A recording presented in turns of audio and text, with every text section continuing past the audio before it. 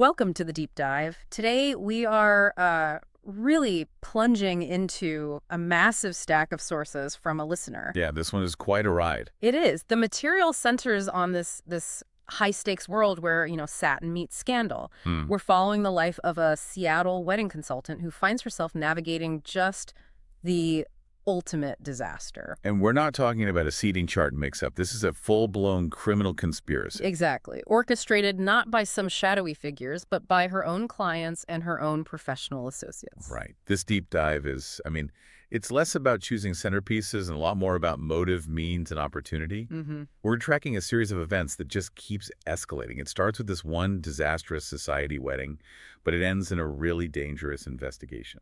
We're talking corporate fraud, kidnapping, betrayal, the works. So our mission today is to trace all these threads of evidence. We're starting with just a single dropped business card, a very specific, sickly sweet scent. That scent, yeah, it keeps coming back. It does, and we need to understand how all these personal secrets and, this intense professional rivalry twisted what should have been a lavish wedding into a full-blown criminal enterprise.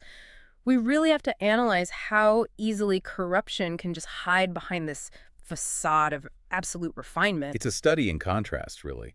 The consultant, her name is Carnegie, she wants to be seen as this, nonconformist professional. Right.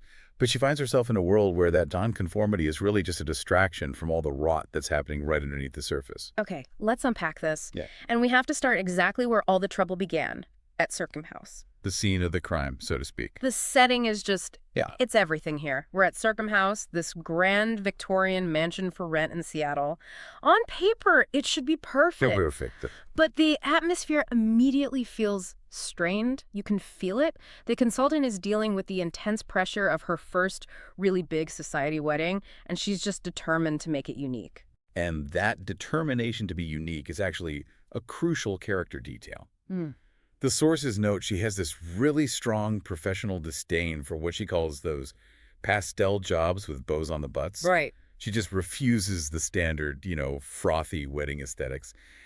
And this nonconformist attitude, it defines her approach, but it also maybe makes her vulnerable to the judgment of the old guard.